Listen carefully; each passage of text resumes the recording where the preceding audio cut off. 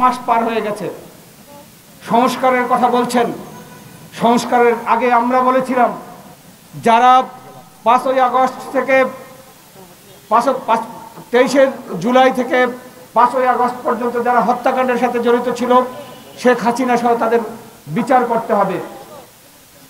তাদের বিচার হয়নি। আমরা বলেছিলাম দেশ থেকে লক্ষ হাজার কোটি টাকা পাচার হয়ে গেছে, সেই পাচারের টাকা উদ্ধার করতে হবে।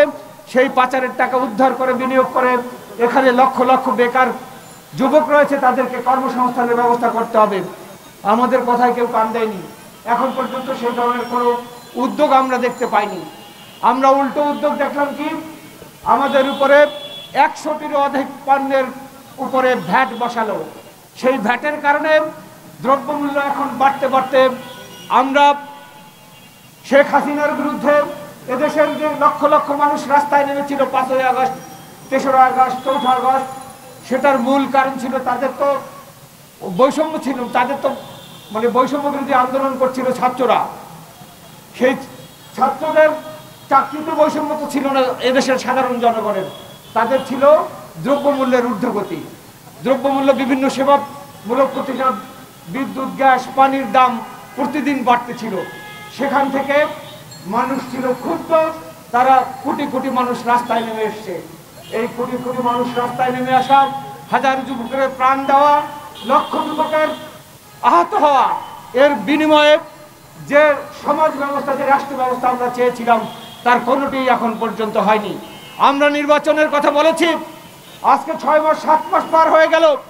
নির্বাচন কবে হবে সে ব্যাপারে সরকার, অন্তর্বর্তী সরকারের কোনো সুনির্দিষ্ট কোনো পথরেখা আমরা এখন পর্যন্ত দেখতে পেলাম না।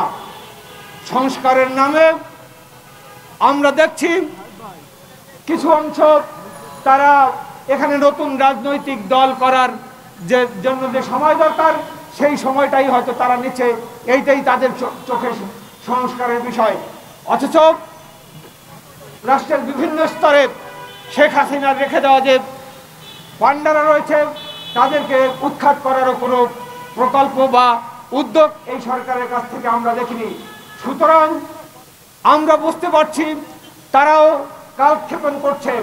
সুতরাং আমাদের আন্দোলন থেমে থাকলে চলবে না। আন্দোলন আমরা যেমন এখন মাঠে আছি, আগামী দিনেও আমরা মাঠে থাকবো।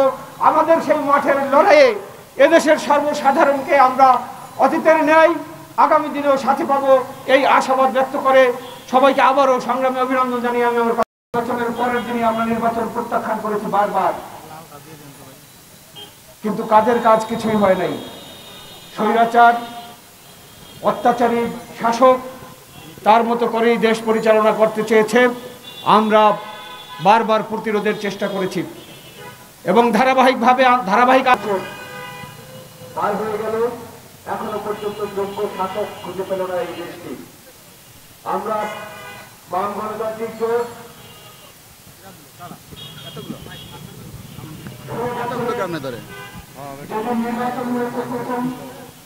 নির্বাচনের দিন